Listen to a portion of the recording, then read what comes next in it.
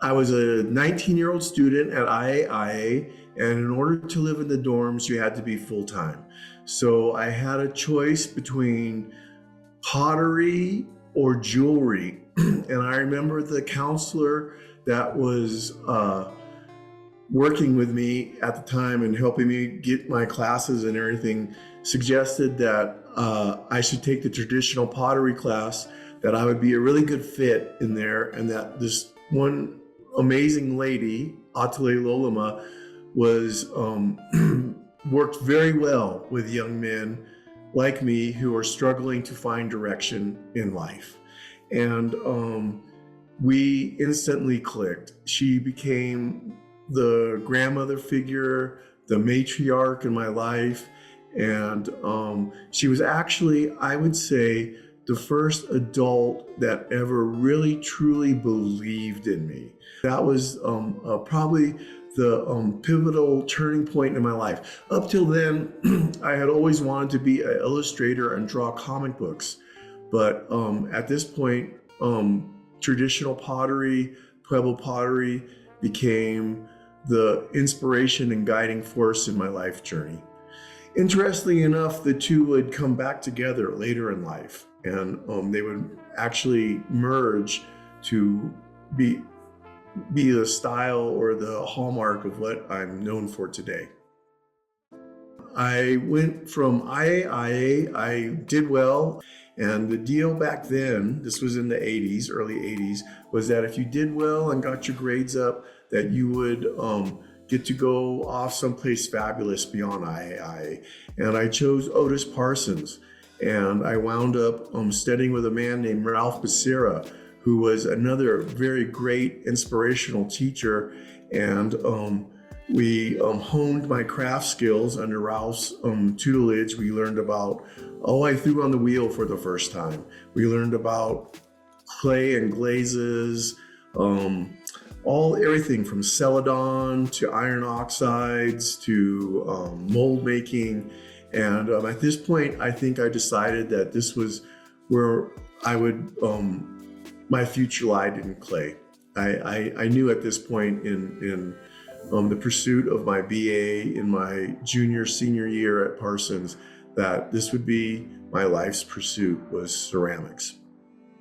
But it was not till I went to grad school and studied with Adrian Sachs, which was no accident. At the time, Adrian was the man in ceramics. He was on all the posters, all the magazines. He was the man I wanted to study under. So I took a shot at going to grad school at UCLA, and it panned out. I got accepted, and I was studying with Adrian Sachs.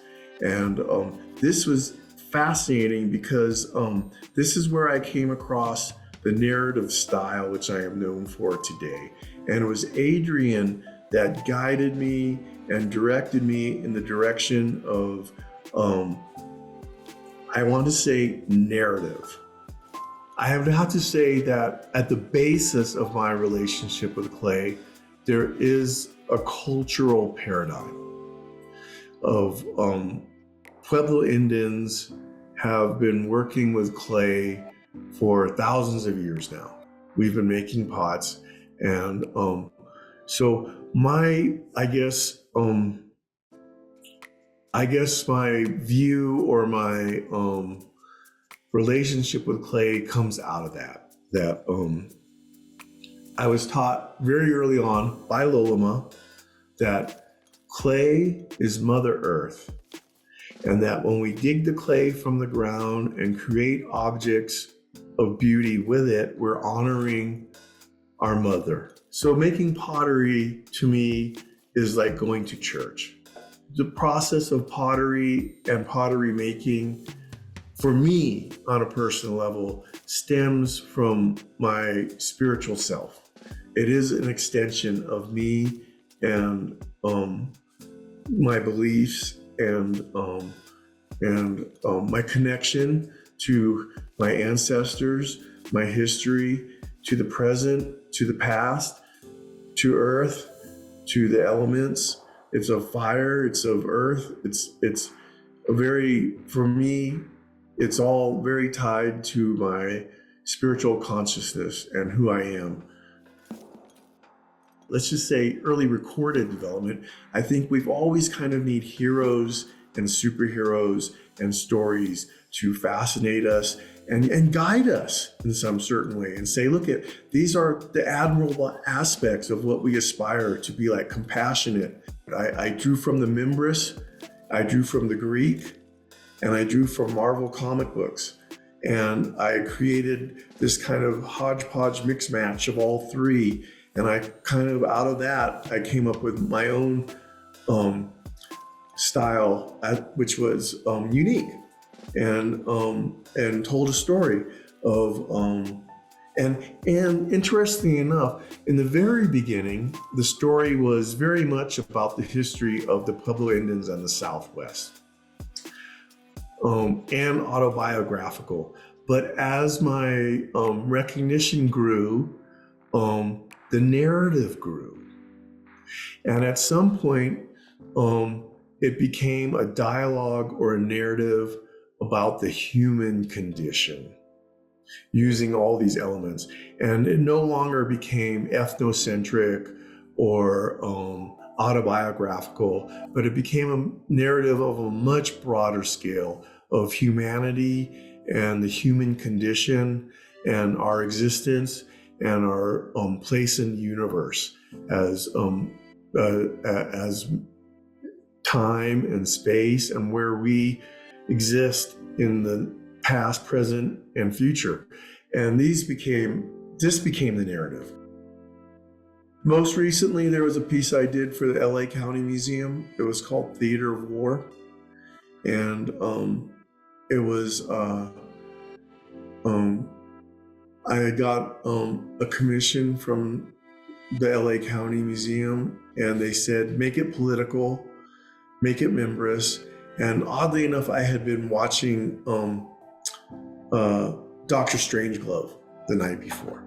And this was a few years back. And so I did a picture of the Mimbris character, which I call Chungo.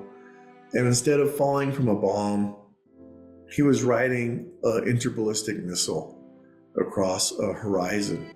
And I think, to me, it just spoke volumes of, in time, of this existential crisis of which we all live under right now.